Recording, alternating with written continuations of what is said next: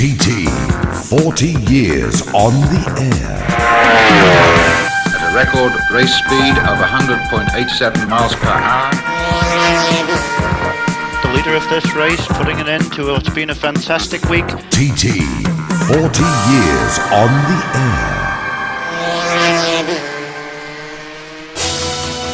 The year 1972, when an opposition campaign was launched against the Isle of Man's birching laws. The Queen and Prince Philip visited the Isle of Man with the young Prince Andrew. The island's relationship with the common market was ratified by Tynwald, and ShopRite opened in Douglas and caused a shopping revolution in the island. Internationally, Britain's miners went on strike and closed power stations. 118 people were killed in Britain's worst air crash near Heathrow. Black September Arab guerrillas killed Israeli athletes at the Olympic Village in Munich. American ground forces withdrew from Vietnam, and thalidomide victims were given £3 million in compensation. Meanwhile, the 1972 TT marked a real turning point in the history of the races, with some of the top stars vowing that they would not return to the island to compete. Italian Gilberto Parlati was leading the 125 World Championship, riding a Works Morbidelli, and was determined to win the TT on his first visit to the island to increase his title chances. Tragically, he was killed on the second lap of the race when he crashed while leading in pouring rain at the veranda. His death caused great personal sadness to Agostini, who only rode in the later senior race after much persuasion. He then declared he would never race again on the island, and was supported by the MV Augusta factory. Phil Reed and Rodney Gould also agreed to boycott the races, although Reed later changed his mind. Agostini's last appearance brought a typically commanding victory, with teammate Alberto Pagani second after Peter Williams went out on the last lap at the bungalow. He'd ridden brilliantly on an Arta matchless to push Pagani back into third place until his retirement. Mick Grant moved up to third spot on a three-cylinder Kawasaki. Much more would be heard of the gritty Yorkshireman in years to come. Phil Reed had joined Agostini in the MV team for the junior, but dropped out on the second lap as the Italian overwhelmed his rivals once again. Tony Rutter, another name for the future, produced his first 100-mile-an-hour lap to pit Mick Grant, who ran out of petrol on the line, for second.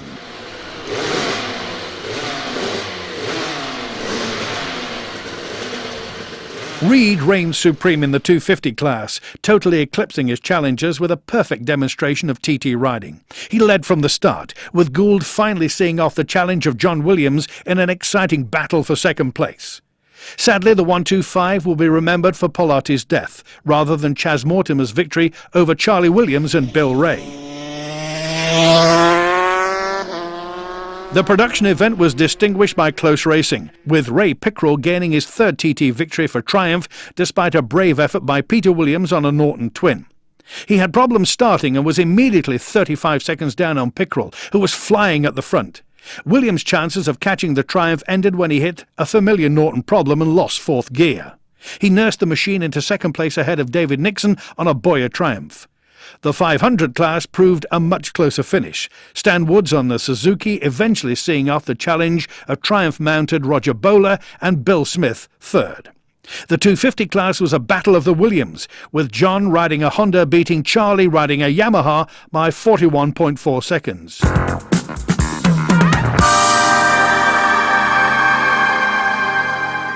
Ziggy Shatsu continued his record-breaking ways in the sidecar class, becoming the first rider to win both the 500 and 750 in the same week. In the 500cc race, he was lying third behind teammate Klaus Enders and the crowd's favourite Chris Vincent aboard the four-cylinder Munch URS. Vincent went out at Crosby on the second lap and Enders a lap later at Ramsey, handing Schautzer his seventh TT victory. Earlier, he'd been a comfortable winner of the 750cc race when BMW teammates Enders and Heinz Luntringhauser went out on the first lap. And that was 1972 at the TT.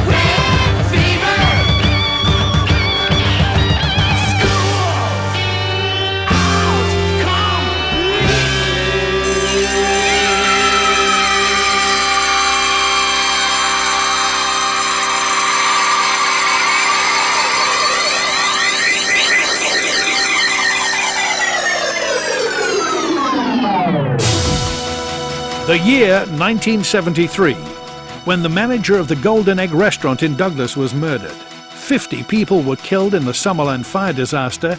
The Douglas Corporation and Manx government water undertakings were amalgamated. The Isle of Man Postal Authority was inaugurated and the first Manx stamps were issued. And Tynwald decided that government should computerise. Internationally, President Nixon's aides resigned over Watergate. A ceasefire was called for in Vietnam. 2 British government ministers resigned over sex scandals. The Middle East oil states put up prices by 70%. Princess Anne married Captain Mark Phillips, and Picasso and Noel Coward died. Meanwhile, in the TT of 1973, the question was, could the TT survive without World Championship stars? Certainly, the 1973 races proved that they could, as a fresh wave of TT riders hit the headlines. However, it wasn't a new star, but rather an old campaigner, Australian Jack Findlay, who was the popular winner of the senior, riding a Suzuki Twin. Mick Grant made all the early running on the 352cc Yamaha, leading Findlay and Peter Williams are matchless. On lap 3, Grant crashed on some oil going into Parliament Square Ramsey, and his Yamaha was too badly damaged for him to continue. Findlay pulled away from Williams in the latter stages as the matchless single struck problems, and had over a minute to spare at the finish, with Charlie Samby, third, riding another Suzuki Twin.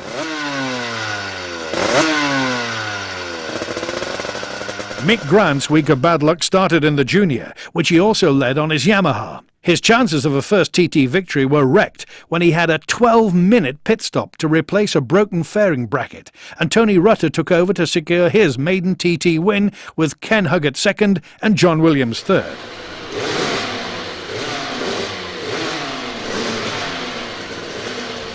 Another first-time TT winner that week was Charlie Williams, who became the latest of the new TT breed by winning the 4-lap 250 lightweight race after a tremendous battle with namesake John. At the finish, Charlie held a 25-second advantage over John, with Bill Ray third. Completing the list of new winners was another old campaigner, Tommy Robb. After 15 years of trying, he won a TT in his last race on the island, triumphing in the 125. He was a late replacement for the injured Chas Mortimer on the Yamaha, but led from start to finish from Dutchman Jan Kostvinder and Lincolnshire-based Neil Tuxworth. Norton secured their first TT victory for 12 long years in a magnificent 5-lap Formula 750 race. Peter Williams, riding the John Player-sponsored monocoque machine, was a brilliant winner, setting the second fastest TT lap ever at 107.27 miles per hour. Jack Findlay, riding the fast but unwieldy 750cc Suzuki Triple, chased hard but retired with gearbox trouble on the last lap at Quarterbridge, leaving Mick Grant to complete a Norton 1-2 in front of Tony Jeffries' Triumph.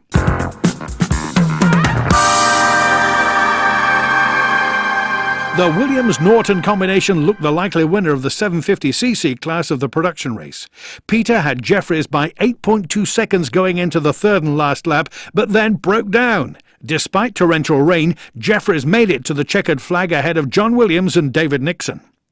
The heavy rain produced a dramatic last lap in the 500cc class when leader Stan Woods stopped at the bungalow on his T500 Suzuki. Bill Smith took over, although his Honda was only firing on 2 cylinders in the deluge. Smith staggered on to win, with Woods drying out to finish second from the Kawasaki-mounted Keith Martin. The 250cc production class was even closer, with Charlie Williams winning his first TT race after a tremendous scrap with Eddie Roberts, Tommy Robb and Peter Courtney.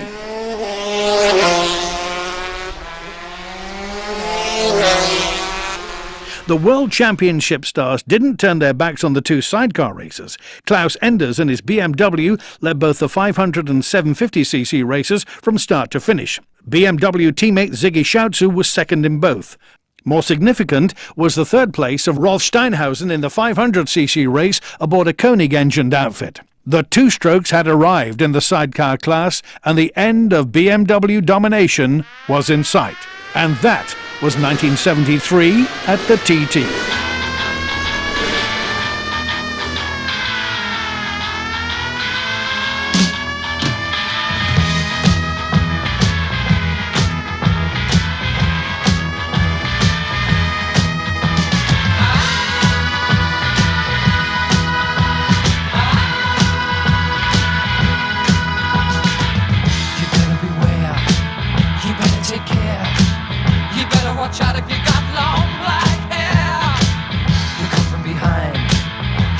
of your mind.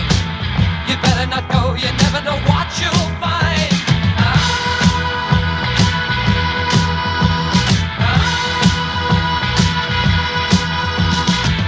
You look in his eyes, don't be surprised if you don't know what's going on behind his disguise. Nobody knows where Buster goes. You steal your woman out from under your nose. Does anyone know the way? Did we hear someone say? We just haven't got a clue what to do. Does anyone know the way? There's got to be a way to Blockbuster. The cops are out, they're running about. Don't know if they'll ever be able to block Buster out. He's gotta be caught, he's gotta be taught, 'cause he is more evil than anyone here ever thought. Does anyone know the way? Did we hear someone say? We just haven't got it. Does anyone know the way? There's got to be a way to Blockbuster.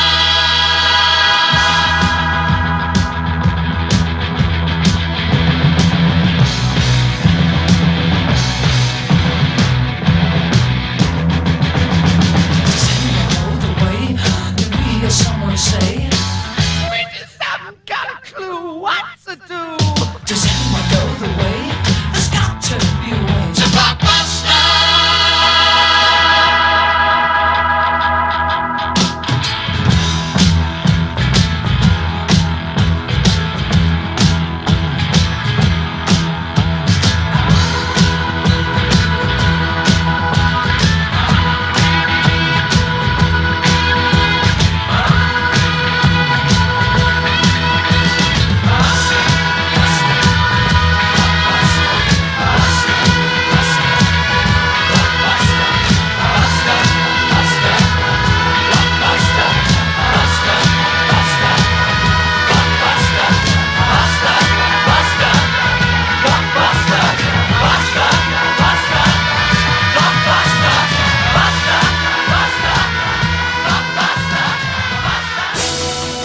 The year 1974.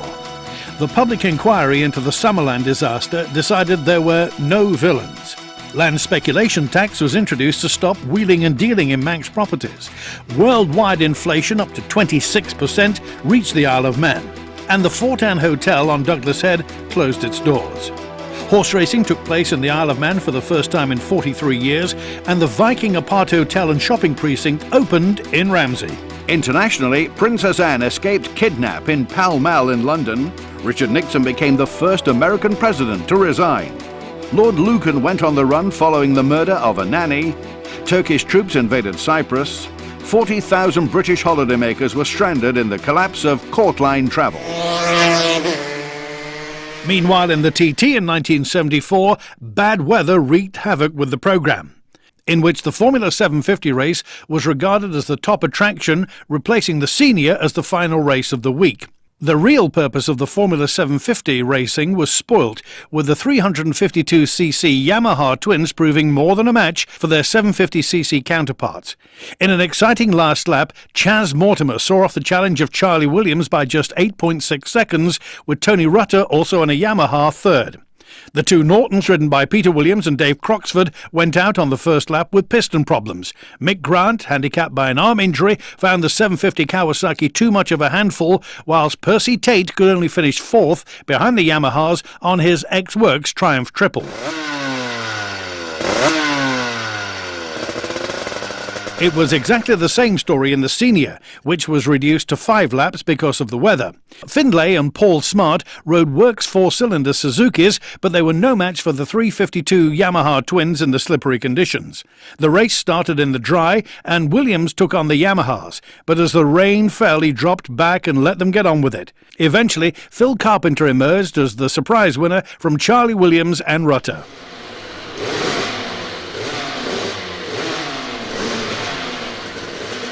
Charlie maintained his record of success in the lightweight category with a convincing victory, whilst the Sparks flew behind him once again in bad conditions. Mick Grant got the better of Chas Mortimer after he ran out of petrol and had to push home. Mortimer also hit problems in the 125cc event, going out on the first lap. Austin Hockley took over, with Clive Horton breathing down his neck, and when Hockley retired, Horton was an easy winner from Ivan Hodgkinson and Tom Heron.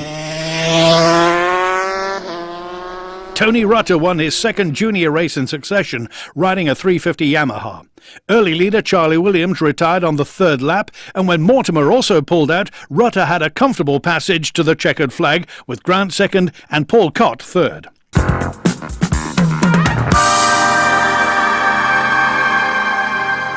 Mick Grant grabbed his first TT win in the new 1000cc class of the production race. Riding Slippery Sam, the Triumph Trident that had won the race for the previous 3 years, Grant swept aside the opposition with the BMWs of Hans Otto Butenhoff and Helmut Dahner second and third respectively. Peter Williams was in third place in the early stages on the Gus Kuhn Norton, but retired on lap 2 at the Highlander.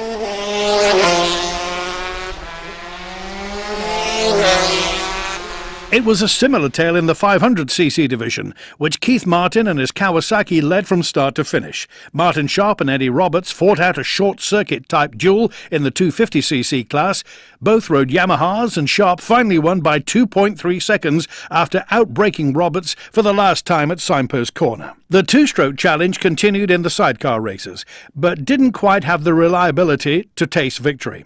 In the 500cc World Championship race, the all-conquering BMWs were given a big scare by Jeff Gawley on his Koenig-powered outfit, who led only to break down on the second lap.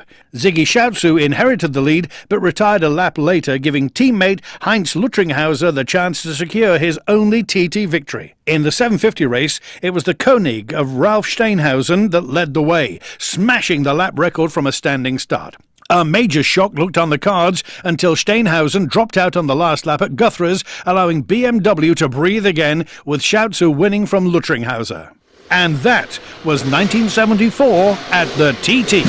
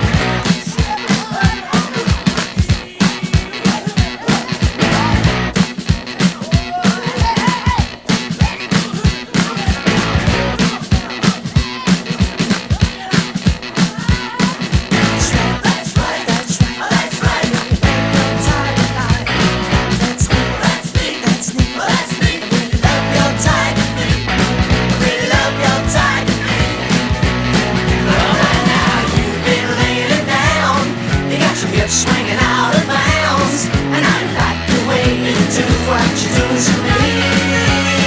Alright, well that's right, that's right, that's right, that's right. I really love your tiger light. That's neat, that's neat, that's neat, that's neat. I really love your tiger feet. I really love your tiger feet.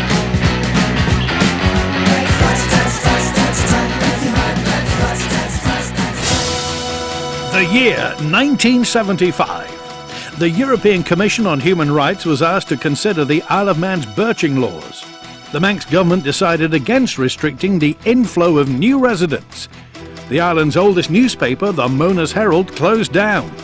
Bishop's Court, ancient home of Manx bishops, was put up for sale, and a plan to develop the nunnery as a golf and country club was dropped. The BBC abandoned its commentaries of the TT races. Internationally, Margaret Thatcher replaced Edward Heath as the UK Tory party leader. A London underground crash at Moorgate killed 35 people. The Vietnam War ended with a final American evacuation from Saigon. A referendum said yes to Britain's entry into Europe. General Franco died and King Juan Carlos ascended to the throne of Spain. And civil war broke out in Beirut.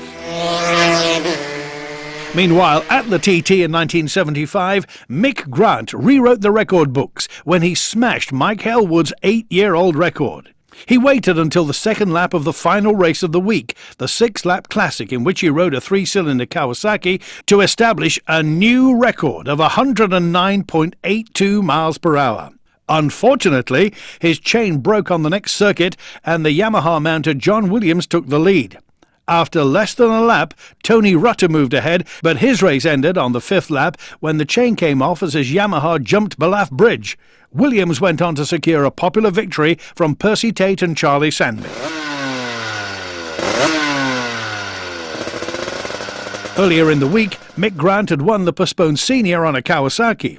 Chas Mortimer on a Yamaha was the early leader, but dropped back after a lengthy pit stop, allowing John Williams into the lead and Mick Grant second. The Yorkshireman pushed the Kawasaki to the front on lap 5 and crossed the line with over half a minute to spare from Williams, with Mortimer fighting back to third. Charlie Williams and Scotsman Alex George went at it hammer and tongs in the 5-lap junior race. Their dice ended when George crashed at the 33rd milestone on the last lap. He was helicoptered to hospital, but luckily not seriously injured. Williams won easily from Chas Mortimer and Tom Heron. All three rode Yamahas.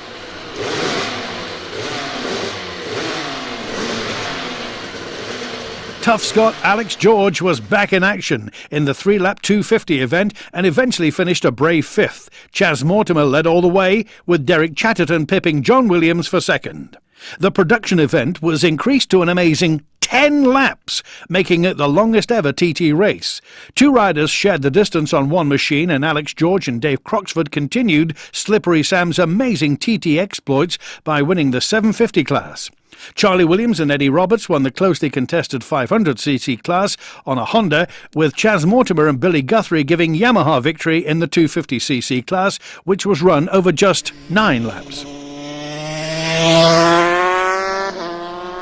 The BMW stranglehold was finally broken in the 500cc sidecar class, with Rolf Steinhausen just beating Mag Hobson to the line. Steinhausen, above his Koenig-powered outfit, smashed the lap record on his first lap, but Hobson, having made a slow start on his Yamaha, was soon applying pressure. On his second lap, he upped the record to 96.71 miles per hour, but failed by just 4 seconds to catch Steinhausen at the finish.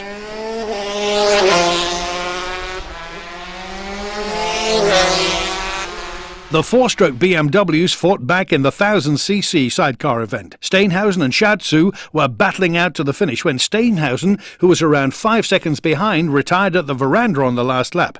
Dick Greasley and Cliff Holland were second on their Yamaha, with brothers Jerry and Nick Beret third. And that was 1975 at the TT. You've done it all. You've broken every code. Appalled the rebel to the floor. You spoke the game, no matter what you say. But only metal, what a bore.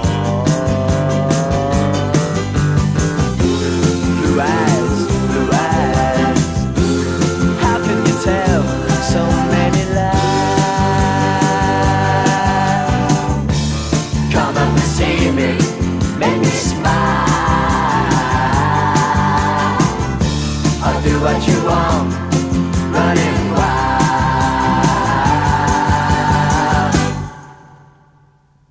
There's nothing left, all gone and run away. Maybe you'll tarry for a while. It's just a test, a game for us to play.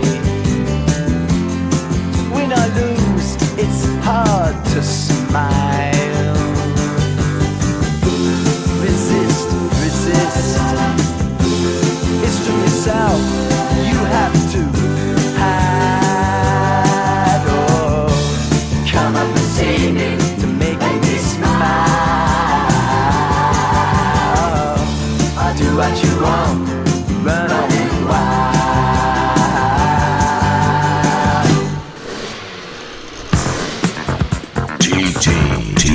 TT, 40 years on the air. At a record race speed of 100.87 miles per hour. The leader of this race, putting an end to what's been a fantastic week. TT, 40 years on the air.